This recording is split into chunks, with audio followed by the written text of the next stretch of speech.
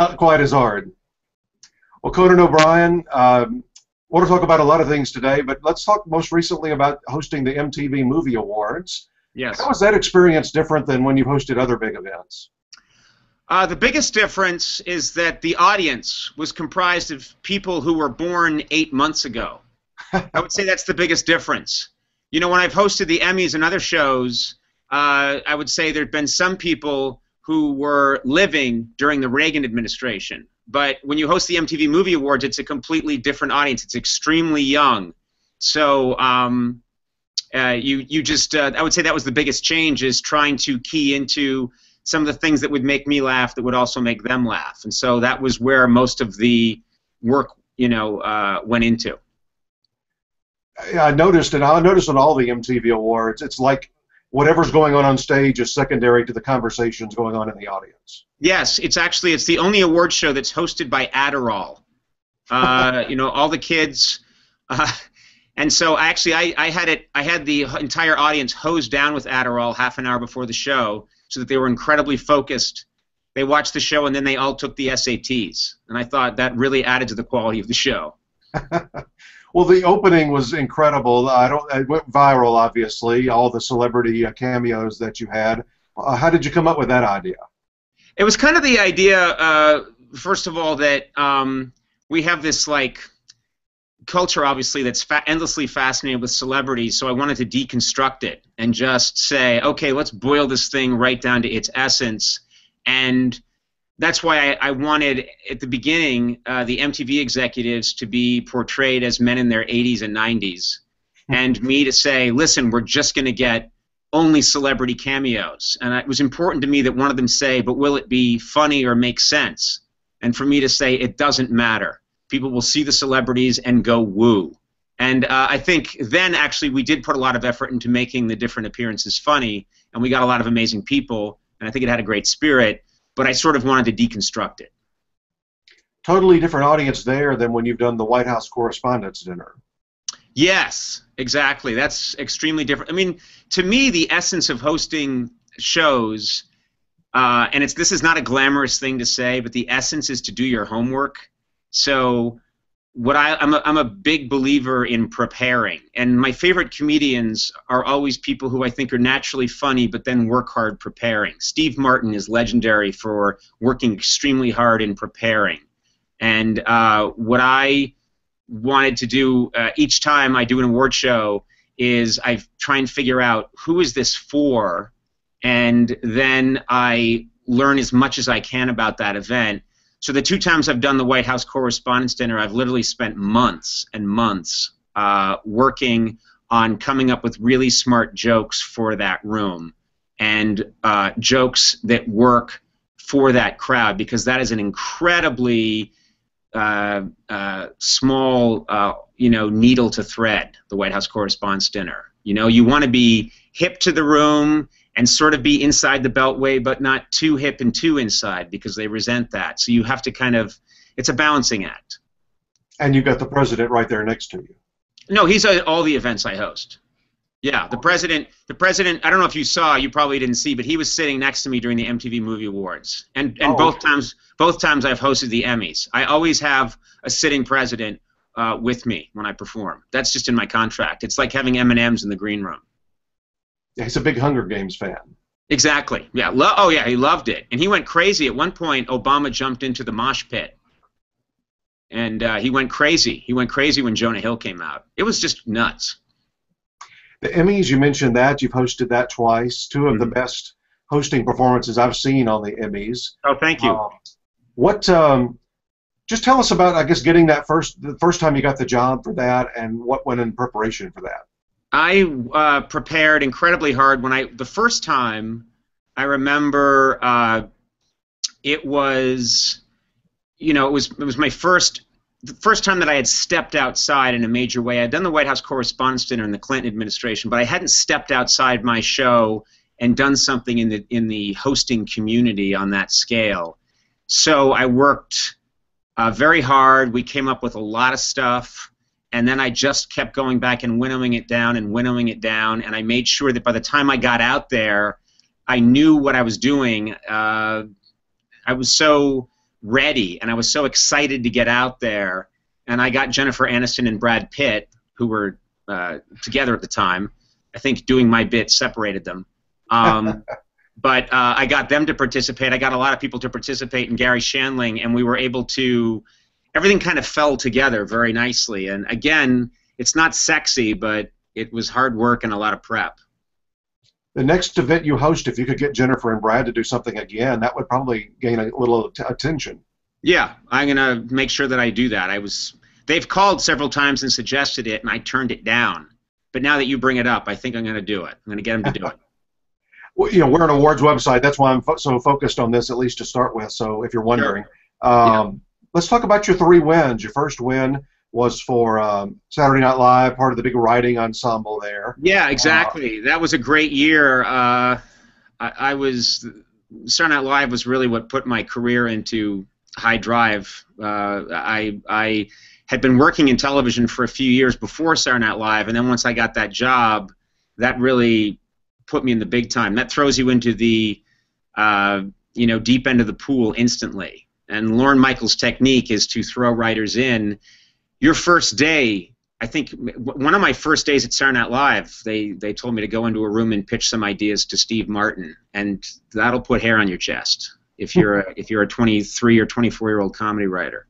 So that was a huge event in my life. And then we had a great year where it all came together, that 88-89 season, and then we won the Emmy, and it was the first time I had won an Emmy, so I remember thinking, this will now change my life.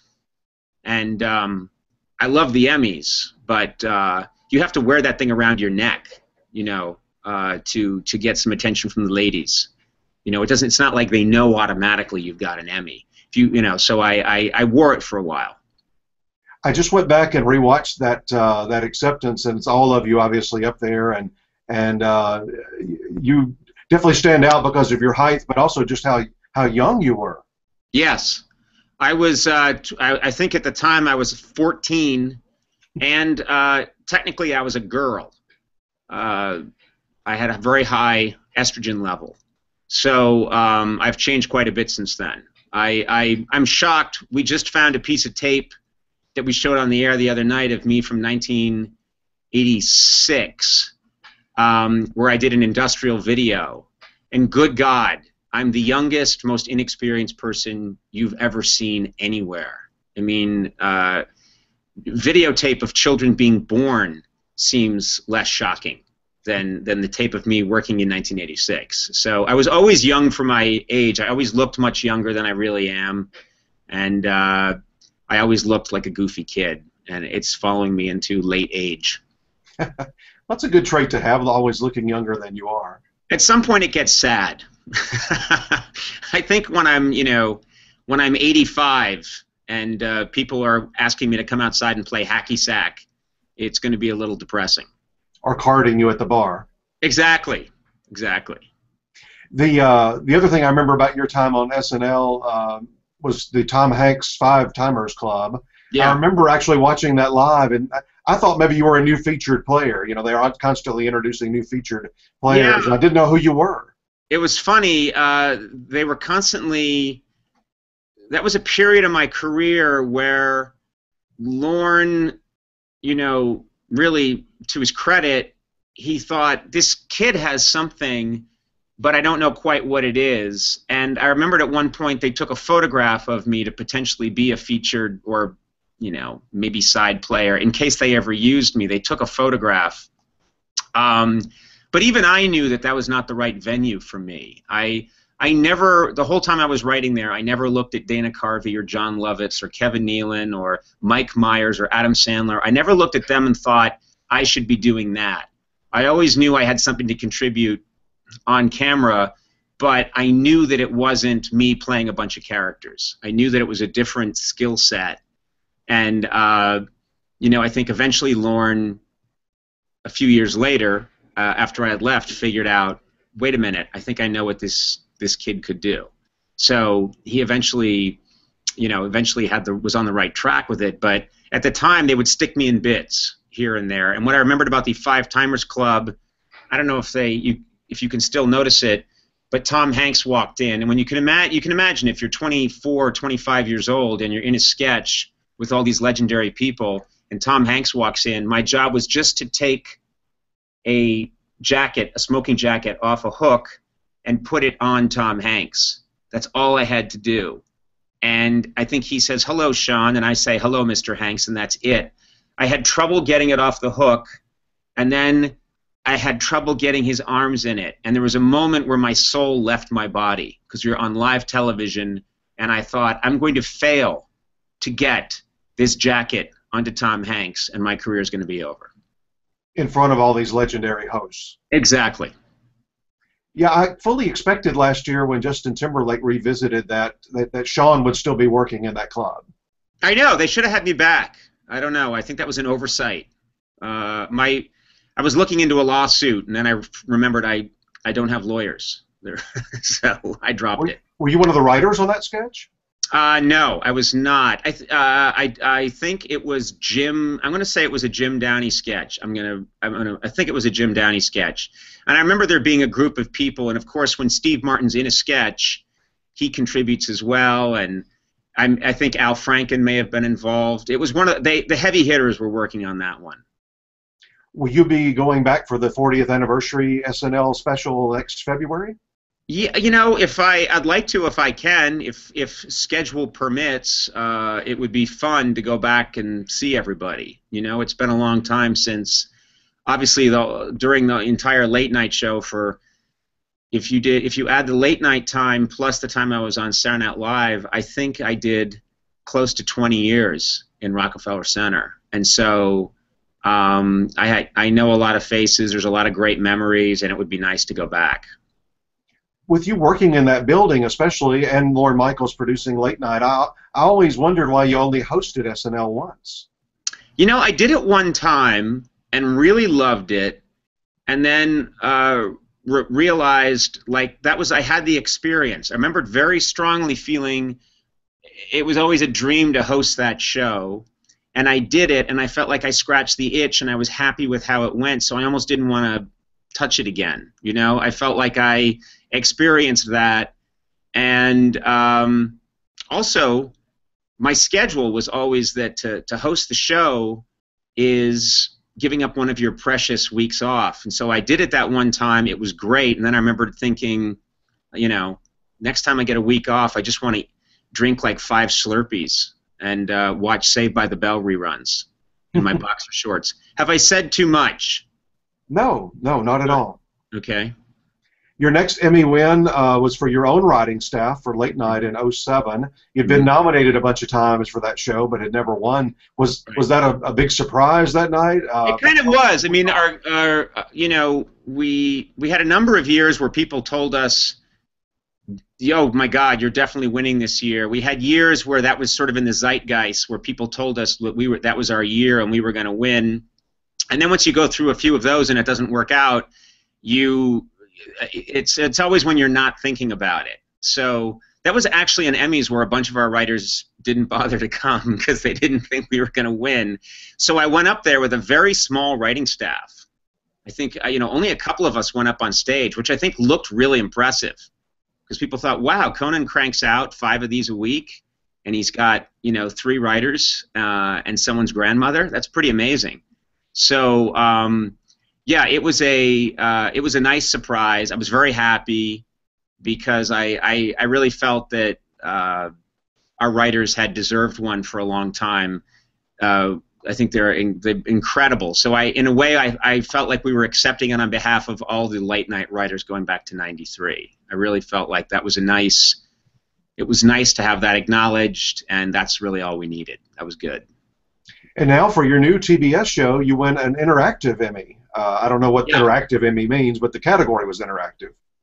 Yes. I don't know what it means either. All I know is it's still the same Emmy. I thought it would be a different Emmy, like a virtual Emmy. I really did expect it to be a hologram of an Emmy. But then you get in the mail a real Emmy. And I was stunned. I had it tested. Is it the same metal? Does it weigh the same? All the specifications match. It's the same Emmy. So yes, now we have 3. And I think my motto is 3 and out. That's what I say. Because, you know, I look at our category. Some more chances here. Well, I look at our category now. I mean, our category keeps expanding every year, and now it's unbelievable. I mean, I think there's 700 different types of show in the variety and music category, and we're up against. I looked it up. We're up against, like, there are shows like Key and Peele, which is an incredible show. Portlandia, you know, amazing. We're always up against Barbra Streisand. Anytime she leaves the house, she's in that category. So we're up against her. I'm up against the History Channel's World War II in color. And how do you go up against World War II?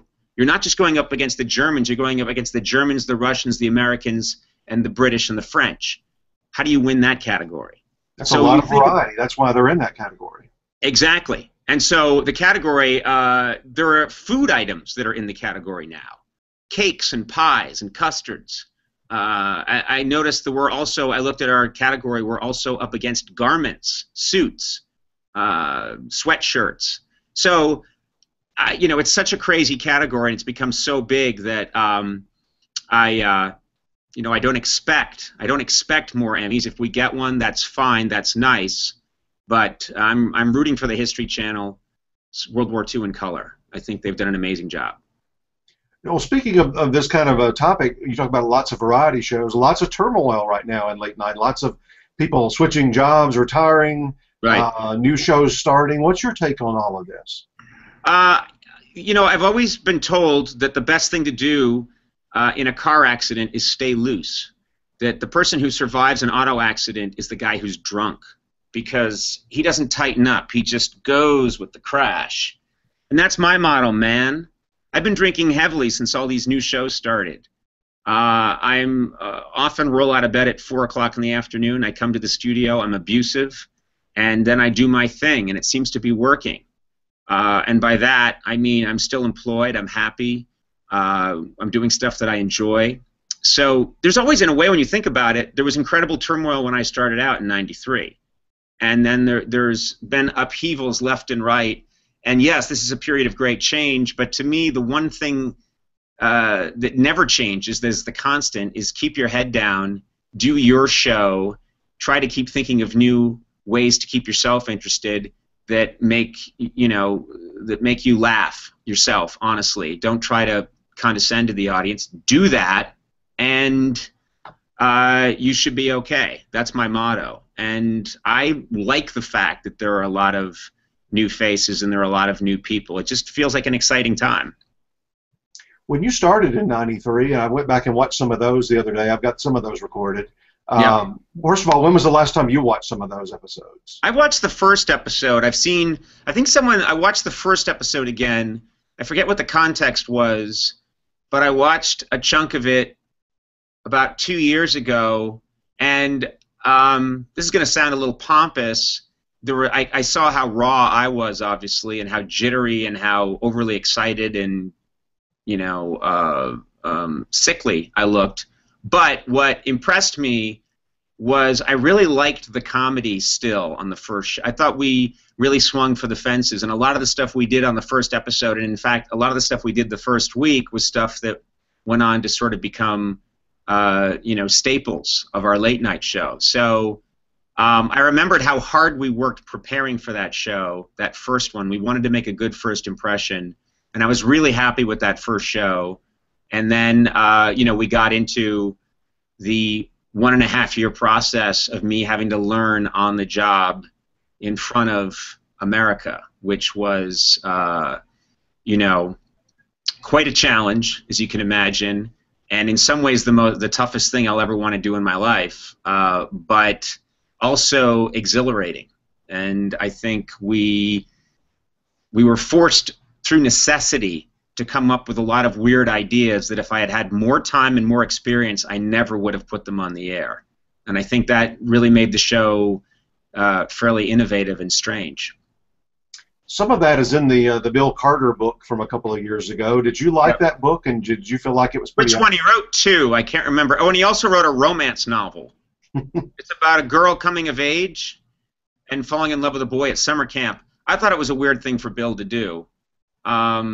But that's his bag, you know. He wanted to write romance. I think the thing about Bill is he's an accurate reporter, and so I think he got a lot of the, I can't remember a lot of it because it's been so long ago, but when that first book came out, I thought, yeah, he got the generalities of it correct. Wherever I was concerned, it looked like it was correct.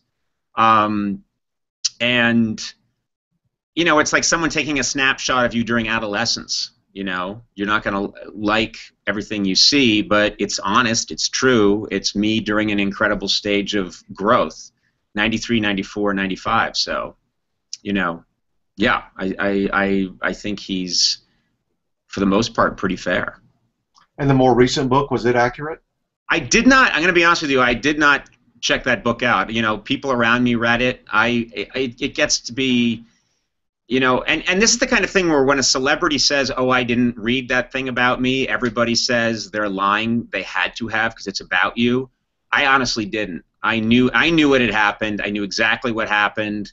Everybody who I work with read it. They gave me the lowdown on how more or less it was correct, and there were some things that, we might have taken issue with, but for the most part, in a busy world with a lot of big stuff going on, I think Bill captured the essence of what happened.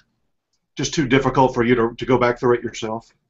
Yeah, I have no, I didn't really have much interest in revisiting it. I don't know that I will. I have, like I say, so much of my life since that last Tonight Show has been about, all right, let's take stock of what I have and where I am and do the best I can to create new stuff and really try to the best of my ability, be funny in an honest, brand new way. And so going back has not felt like it would be. I'm immensely proud. I'm enormously proud of the body of work that I have from all those years. I'm enormously proud of a lot of the stuff we did on Late Night and the Tonight Show. But now it's been about, I'd like to make something new. I don't want to waste this time looking backwards. So to me, it felt like that wouldn't, I'll read. There are other books I should read first. Well, a couple of Conan questions for TBS Conan questions. Yep. You worked with Andy Richter a long time, then he wasn't with you a long time, and now he's back again. What does he bring to the show? First of all, I didn't ask him back. He wandered back. Like a bear that found a pie in your cabin and then comes back later on for the same pie. Andy is an invaluable asset. We had all those years together. I think there are a lot of fans out there now that aren't aware that Andy actually left for 7 years. He was a hobo who rode the rails and traveled across America.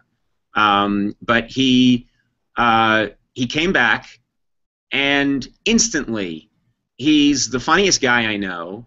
He and I are different. But we work well together. We're different personalities. I run hot. He runs cooler. I worry. He doesn't worry. He's like a sniper. When he makes a comment, he's very strategically funny. And he's got that sort of laser-like ability to say one or two or three words and exactly, and get that huge laugh. And he sits in wait to do it. And it works perfectly. We've got this peanut butter and jelly symbiosis that has always worked. And I have enormous respect for him as a comic mind. He's there at rehearsal. I'm always looking to Andy to say, what do you think? He has great ideas on how a bit can be changed. If something feels stale, Andy will tell you. Andy's the toughest guy to make laugh. He doesn't fake laugh at me. Sometimes in the monologue when I'm struggling, he laughs at me. And I think that's a very unusual dynamic. I think the greatest thing about Andy's role on the show is that he's not and he never has been and is not now subservient to me in any way. I don't tell him what to say. I don't tell him what to do.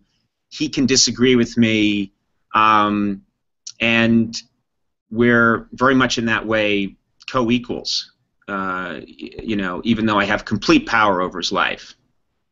This will be the portion of the interview he watches. Yeah, exactly. He's going to speed through, and people are going to say, hey, Conan says some nice things about you, but You know, the most important thing to me is our show is what you see is what you get. It's not artifice. I'm not the slickest performer, and but I'm, I think, fairly honest. I'm stay in it, and I'm true to myself and to what I think is funny. Andy Richter really amuses me. I think he's really funny, and he makes the show, he makes that job more fun for me. And so I think people can see that on camera. That's the beautiful thing about television, is that it's a medium where when something honest and real happens, it comes through the TV screen. I don't know why, but when I'm in the monologue and the material isn't quite working, but then I start riffing off of that and something real happens, the audience explodes. When something real happens in the interviews, the audience recognizes it. They recognize it in the studio audience, and they recognize it at home. And when something happens between Andy and I, which happens all the time, and he makes me laugh, it's real, it's honest, and you can't fake that. And I think that's the part about Andy Richter that is the biggest blessing, is he makes the show. I always want to go out there, and I know if the crowd, for some reason, isn't as hot, and if the material isn't as good that night, I'll have a good time with Andy. The only thing I miss on the new show is your old theme music. I wish you were able to bring that along with you. Well, you know, it's owned by NBC, and we couldn't take it along, and I think it's tough because what happens is you really do associate. The old music gets in your DNA. It gets in my DNA, you know, and you think of it when you have a theme song for 16 years, and I don't know how many shows, 2,700 shows, 2,700 hours, it becomes your theme, and then when it's time to start again and you have to pick up the pieces and make a new song, it's never going to feel like that old song. So I didn't know the circumstances. I remember when Dave moved over, either they allowed or he just took the old song or whatever. Yeah, I think I don't exactly remember what happened now because I was heavily medicated during that period. But you know, we probably could have gotten into it and tried to get that song, but it was no one was really talking at that point. So I can get you a cassette of the song. Oh, a cassette? Okay. Well, how about an 8-track? I'll get you. You know what I'm going to do? I'm going to get you an 8-track of that song, and the song "Convoy." I think I've got that here on 8-track. Okay. Yeah, I know I have. In the South, you have to have that on 8-track. You have to have that. Speaking of music, though, I hadn't heard you comment on this, but your former band leader Max Weinberg and the E Street Band finally go in the Rock and Roll Hall of Fame last month. What were your thoughts? I was thrilled. I had heard that it was going to happen. I think, like a lot of us, I thought it felt a little overdue, you know. And I think, but I watched that show. I was really happy for Max. You know, that E Street Band is such a legendary band, and it was really nice. It was nice to see Max up there getting his due and getting to play those amazing songs with the whole band and with Bruce. And so to me it was, you know, a fantastic night. I was very happy for him. I was a little bitter that I was not inducted into the Rock and Roll Hall of Fame. But ironically, I am in the Soul Hall of Fame. So, you know, from my Where's work. that located? You know, it's in our hearts, don't you think? It was an honorary induction. Exactly.